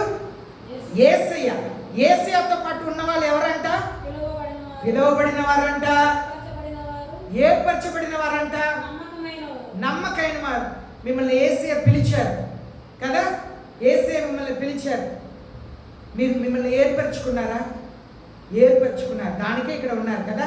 ఎంతో మందిని యేసయ్య నన్ను వెంబడించడానికి పిలిచారు, కానీ ఇంకా వాళ్ళు అలాగే ఉన్నారు. మిమ్మల్ని ఏర్పరచుకున్నారు, పిలిచారు, ఏర్పరచుకున్నారు, కానీ మీరు నమ్మకమైన వారట. చాలా మందిని పిలిచారు, ఏర్పరచుకున్నారు, బాప్తిసం కూడా తీసుకున్నారు, మరలా విగ్రహాలు మొక్కుకుంటున్నవారు ఎంతమంది ఉన్నారు? మన చుట్టూ ప్రజలు లేరా? బాప్తిసం పొందుకున్న తర్వాత కూడా చర్చికి రాకుండా, చర్చికి వెళ్ళకుండా ఉంటున్న వాళ్ళు ఎంతమంది ఉన్నారు? అవునా? కానీ వీళ్ళంతా ఎవరంటే పిలువబడ్డారు, ఏర్పరచుకోబడ్డారు. ఎవరంట? నమ్మకంగా ఉన్నవారంట. చివరి దాకా నమ్మకంగా ఉండాలి యేసయ్యకు. ఎన్ని కష్టాలు నష్టాలు వచ్చినా కూడా యేసయ్యకు నమ్మకంగా ఉండాలి. అదే యేసయ్య 11 మంది శిష్యులు చేశారు, నమ్మకంగా ఉన్నారు. పౌలు అపోస్తలులు నమ్మకంగా ఉన్నారు, చివరి వరకు నమ్మకంగా ఉన్నారు. అదే మనం చూస్తున్నాం. ఇప్పుడు 15వ వచనంలో చదువుతాం. మరియు ఆ దూత నాతో ఇలాగ చెప్పాను, ఆ దేశ కూర్చున్న చోట నీవు చూచిన జలములు ప్రజలను, జన సమూహములను, జనములను, ఆయా భాషలు మాట్లాడుతారని సూచించుడు. మనం ఆల్రెడీ చూస్తాం ఈ స్త్రీ ఎవరిని చెప్పి చూస్తాం. ఇది ఈ స్త్రీ జలం అంటే ప్రజలు, ఆ స్త్రీ అంటే దేశం చూసాం. 16వ వచనంలో చదువుతాం. నీవు ఆ 10 కొమ్ములు గల ఆ మృగమును చూచితివే, వారు ఆ వేషమును ద్వేషించి దానిని దిక్కులేని దానిని గాను దిగంబరిగాను చేసి దాని మాంసము భక్షించి అగ్ని చేత దానిని బొత్తిగా కాల్చివేతురు. ఇప్పుడు చూడండి, ఈ 10 కొమ్ములు అంటే ఏమని చదివాము? 10 మంది రాజులు. ఈ 10 మంది రాజులు ఆ వేశ్యను ఏం చేశారంట? దిగంబరాలుగా చేశారు, దిక్కులేనిగా చేశారు, ద్వేషించారు. అంటే దానికి అర్థం ఏంటంటే ఈ 10 మంది రాజులు ఎవరెవరు అంత్యక్రీస్తుకు శక్తిని ఇచ్చారో ఈ 10 మంది రాజులు అందరూ కూడా కలిసి ఆ రోమ పట్టణాన్ని నిర్మూలం చేస్తున్నారు. అర్థమవుతుందా?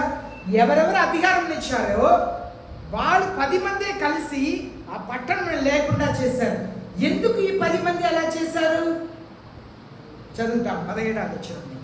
మనకు అన్ని 17వ అధ్యాయంలో అన్ని దేవుడే చెప్పి రహస్యాలను కూడా అక్కడే బయలుపరిచేశారు. ఏమి రహస్యాలు లేవు. 17వ వచనం. దేవుని మాటలు నెరవేరే వరకు వారు ఏకాభిప్రాయం గలవారే తమ రాజ్యమును ఆ మృగులకు అప్పగించడం వలన తన సంకల్పం కొనసాగించినప్పుడు దేవుడు వారికి బుద్ధి పుట్టించింది. చూడండి, దేవుడు వాళ్ళకు బుద్ధి పుట్టించారంట. ఏంటి? Until the word of God will be fulfilled. దేవుని వాక్యం చెప్పిన కార్యం నెరవేర్చే వరకు నెరవేరవలసిందే. దానికే యేసే చెప్పారు, ఆకాశము భూమి గతించినను నా మాట ఖచ్చితంగా నెరవేరింది. అదే ఇక్కడ చెప్తుంది, దేవుని మాట నెరవేరాలి. అంత్యక్రీస్తు రాజ్యం నిర్మూలముగా మార్చబడాలంటే ఎవరెవరు ఆయనకు సహాయం చేస్తారో వాళ్ళ హృదయంని 17వ వచనం ప్రారంభంలో చూస్తున్నాం.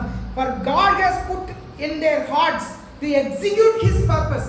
దేవుని ఆలోచనల్ని నెరవేర్చుటకు వాళ్ళ మనసులో దేవుడే ఆ విషయాలంతా కూడా పెట్టారంట. చివరి వచనం ముందుగానే మనం చదివాం, ఆ స్త్రీ మహాపట్టణం అని చెప్పి.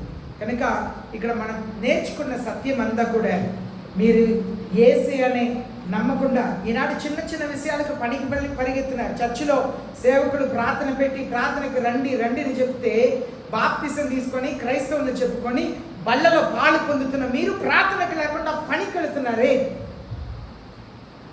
నేను ఒక్కరిద్దరినే చెప్పట్లే, వెళుతున్నా అందరినీ చెప్తున్నా. అది ఈ సంఘంలోనే కాదు, ఈ వీడియో ద్వారా చూస్తున్న ప్రతి ఒక్క సంఘంనే చెప్తున్నాను. ఏంటంటే ఒక సహోదరుడు, ఒక సేవకుడు ఫోన్ చేసి చెప్పారు, నా మీరు చెప్తున్న వాక్యం అంతా కూడా నేను విని నోట్స్ తీసుకుంటున్నా అని చెప్పారు. సేవకులు అది ఎవరైనా సరే, సంఘంలో ఎవరైనా సరే, బళ్ళలో పాలు పొందుతా, యేసయ్య శరీరంలో పాలు పొందుతా, సంఘములకు అవిధేయత చూపిస్తున్న వారు అందరూ కూడా దేవుని ఎరగని వారికి సమానంగా మారిపోయే కాలం వస్తుంది. ప్రియమైన దేవుని జనమా, యేసయ్య మిమ్మల్ని ప్రేమిస్తున్నారండి. మీరు నేనంటే యేసయ్యకు చాలా ఇష్టం, దానికే సత్యంను ప్రకటిస్తున్నారు. ఎన్ని మెగా చర్చెస్లో ప్రకటన గ్రంథంని ఒక్కసారి కూడా చదవని వారు ఉన్నారు తెలుసా? ఒక చోట్ల నేను వాక్యం చెప్పడానికి పిలిచాడు. నేను ప్రకటన గ్రంథంని పూర్తి చేయాలని చెప్పి 16 అధ్యాయంలో పూర్తి చేశాను. 1.5 గంటలో. టైం నాకు 1.5 గంట కంటే ఎక్కువ ఇవ్వలే. నేను 1.5 గంటలో పూర్తి చేయాలని అనుకున్నాను. కానీ కొన్ని సత్యాలు వివరిస్తేనే ప్రజలకు అర్థమైంది. దాదాపు ఒక 200 మంది ఉన్నారు. ఆ పాస్టర్ గారు చెప్పారు, ఇప్పటి వరకు నేను ప్రకటన గ్రంథాన్ని ఒక్కసారి కూడా చదవలేదు, నాకు భయం అన్నారు. ఈనాడు ఎన్ని సంఘాల్లో ప్రకటన గ్రంథంని బోధించిన సంఘం ఉంది తెలుసా? ఏదేదో 1-2 మాటల్ని పట్టుకొని దాన్నే వాక్యంలో వాడతారు. కానీ మిమ్మల్ని నన్ను యేసయ్య ప్రేమిస్తున్నారండి. దానికి ఇవి ఎంత తెలియపరుస్తున్నారు. యేసయ్య రాబోతున్నారు. యేసయ్య వచ్చినప్పుడు ఎత్తబడాలంటే మన పరిశుద్ధ ఆత్మకు మన దేహంని సమర్పించాలి. ఒక బోధకుడు రీసెంట్గా ఇలాగ చెప్తున్నాడు, మన ఆత్మ ప్రాముఖ్యం, మన శరీరం ప్రాముఖ్యం కాదు. నేను చెప్పాను, రోమిలికి రాసిన 12వ అధ్యాయం 1-2 వచనంలో మీ శరీరంని సజీవ యాగంగా సమర్పించమని చెప్తుంది కదా. అబద్ధ బోధ ఈనాడు ఉన్నాయి, మన మధ్యలో ఉన్నాయి. అబద్ధ బోధలు బోధించేవారు ఉన్నారు. మన శరీరం పరిశుద్ధ ఆత్మకు కావాలి. ఈ శరీరంని పరిశుద్ధంగా కాపాడుకోవాలి. మీరు పరిశుద్ధ ఆత్మదేవుడు ఉండాలని ఆశపడుతున్నారు. మనల్ని పరిశుద్ధ ఆత్మకి ఇవ్వాలి. పరిశుద్ధ ఆత్మదేవా నాలో ఉండండి. నా కళ్ళు ద్వారా మీరు చూడండి, నా నాలుక ద్వారా మీరు మాట్లాడండి. మనం అందరూ బలహీనమైన వారమే. కానీ యేసయ్యతో క్షమాపణ అడగాలి. ఎవరిని గాయపరిచామో వారిని క్షమాపణ అడగాలి. మనం ముందుకు వెళుతూ ఉండాలి. వినకూడని విషయంలో మాట్లాడకూడదు. ఈ మధ్య నేను ఒకటి చదివాను, ఏది నెగటివో నువ్వు తెలుసుకున్నాయి వేరే ఒకరితో మాట్లాడవద్దు. నేను ప్రార్థన చేస్తున్నా, అది ఎలాంటి విషయం నేను ఇంకా ఒకరితో నేను మాట్లాడాను. మనం బ్రతికి దినములంతా కూడా ఏదో పొరపాటు చేస్తాం, కానీ వెంటనే యేసయ్యను క్షమాపణ అడగాలి. ఎవరిని గాయపరిచామో క్షమాపణ అడగాలి. ఈ దేహంని పరిశుద్ధ ఆత్మకి ఇస్తాం. పరిశుద్ధ ఆత్మదేవ ఇది మీకు. పరిశుద్ధ ఆత్మదేవుడు తన సంఘంని పోగు చేసి మాట్లాడుతున్నప్పుడు మీరు పొలంలో ఉంటే ఆయన ఒప్పుకుంటారా? మీలో ఉంటారా? ఉంటారండి. ఇదే సత్యం. కొన్నిసారి బాధగా అనిపించింది. ఎలా? దేవుని అడగాలి. అందరూ మోకరిస్తాం, ప్రార్థన చేస్తాం. విస్తారంగా మీరు విన్నారు. సమస్తము మన కళ్ళు ఎదురుగా జరుగుతుందండి. ప్రకటన గ్రంథం, the revolution is being played in front of our eyes. మన కళ్ళు ఎదురుగా ప్రకటన గ్రంథంలో చెప్పింది జరుగుతున్నది మనం చూస్తున్నాం. We are the witness for the revelation is being played. ప్రకటన గ్రంథంలో జరుగుతున్న వాటిని చూస్తున్న వాటికి సాక్ష్యం మనమే, మీరు నేనే. మనల్ని యేసయ్యకు సమర్పిస్తాం. ఆత్మలో పరిశుద్ధాత్మ దేవుడు జీవిస్తారు, కానీ మన శరీరం దేవునికి కావాలి. దానికి మన శరీరంని సజీవ యాగముగా సమర్పించాలంట. ఆత్మలో పరిశుద్ధత ఉండి ఈ శరీరంతోనే నేను పాపం చేస్తున్నానంటే అంగీకరించరు. ఆత్మలో పరిశుద్ధత ఉన్నాను, నేను యేసయ్య నమ్ముతున్నాను, కానీ ఈ శరీరంతోనే కదా నేను పాపం చేస్తున్నానంటే యేసయ్య ఒప్పుకోరు. నీ కళ్ళు పరిశుద్ధంగా ఉంటే మీ దేహం అంతా పరిశుద్ధంగా ఉంటుంది అన్నారు యేసయ్య. దేహం వెలుగుగా ఉండాలంటే కళ్ళు పరిశుద్ధంగా ఉండాలి. యేసయ్య మనల్ని అంగీకరించాలంటే నాలుక పరిశుద్ధంగా ఉండాలి. ఈ నాలుకతో మన ఎవరిని కూడా గాయపరచడానికి అర్హత లేదండి. మనకు దేవుడు అనుమతి ఇవ్వలేదు. అది భార్య అయినా సరే, భర్త అయినా సరే, మన కన్న పిల్లలైనా సరే, ఈ నాలుకతో వాళ్ళని గాయపరిచే అధికారం యేసయ్య ఇవ్వలే. గాయపరిచేవాడు సాతానుడు, గాయమునకు మందు వేసేవాడు యేసయ్య. మన నాలుక మందేసే నాలుకలా ఉండాలి, గాయపరిచే నాలుక. మనం అందరూ ఎన్నో పొరపాట్లు చేసాం. యేసయ్యను క్షమాపణ అడగాలి, ముందుకు పరిశుద్ధతలో కొనసాగించాలి. అదే మన పుల్పిట్లో రాయబడేది, ప్రస్థాన్ టు పర్ఫెక్షన్. పడిన చోట్ల ఉండవద్దు, లే, యేసయ్యను వెంబడించు. మీకు మీరు ప్రార్థన చేయండి, అయ్యా నా దేహంని మీకు సజీవ యాగంగా సమర్పిస్తున్నాను. నా కళ్ళని పరిశుద్ధంగా మీరు వాడుకోవటానికి సమర్పిస్తున్నా. నా నాలుకని పరిశుద్ధంగా వాడుకోవటానికి సమర్పిస్తున్నా. నా చెవుల్ని పరిశుద్ధంగా వాడుకోవటానికి సమర్పిస్తున్నా. నా నా నా తలంపుల్ని, నా మెదడుని మీకు సమర్పిస్తున్నాను. నా ఆలోచనలు పరిశుద్ధంగా ఉండాలి. నా హృదయంని మీకు సమర్పిస్తున్నాను. ఈ హృదయంలో మీకు మాత్రమే సింహాసనం యేసయ్యా. ఆ హృదయంలో పోయిన వారం తమిళనాడులో ఒక మంచి పెద్ద పాస్టర్ గారు సంఘం మూయబడిందంట అండి. చర్చిని మూసేశారంట. కారణం, ఆ పాస్టర్ గారు వేరే ఒక ఆమెతో ఉన్నారని చర్చిని మూసేశారండి అందరు కలిసి. ఆ పాస్టర్ గారు ఒక స్టేట్మెంట్ చెప్పారని యూట్యూబ్లో చూశాను. ఆమె కంటే నాకు ఏది గొప్పలే. ఎంత క్రైస్తవ్యంలో సాతానుడు ప్రజల్ని ఎలా మోసం చేస్తున్నాడు. ఆమె కంటే మూయబడిన సంఘం నాకు పెద్దది కాదన్నారు. అయ్యో, మనం భయంకరమైన కాలంలో ఉన్నామండి. భయంకరమైన కాలంలో ఉన్నాం. హృదయంలో ఒక సింహాసనం ఉంది. ఆ సింహాసనం యేసయ్యకు మాత్రమే. భార్యకు కాదు, భర్తకు కాదు, మీ పిల్లలు కాదు, మీ అమ్మ నాన్న కాదు, మీ స్నేహితులు కాదు, స్నేహితురాలు కాదు, ఎవరు కాదు. ఆ సింహాసనం యేసయ్యకు మాత్రమే. మీరు నోరు విప్పి చెప్పండి యేసయ్యకు. నేను చెప్పి మీరు చెప్పటం కాదండి ప్రార్థన. వాక్యం అర్థం చేసుకొని మీకు మీరు ప్రార్థన చేయాలి. యేసయ్య, పరిశుద్ధాత్మ దేవ, నాలో రండి. ఈ హృదయ సింహాసనంలో మీరే రాజు. నేను మీకు మాత్రమే సొంతం.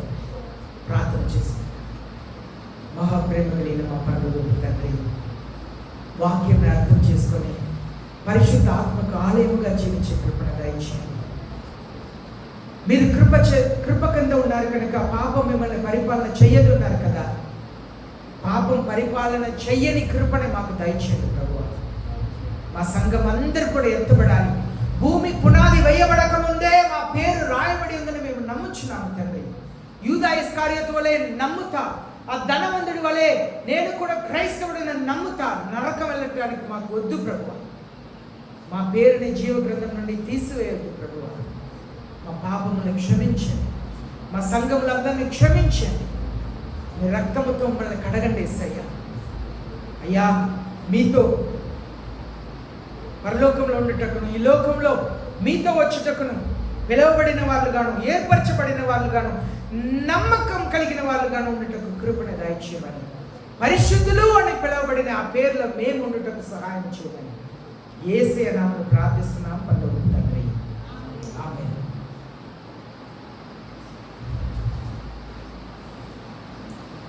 యేసయ్య నన్ను ఆశీర్వదించుగాక.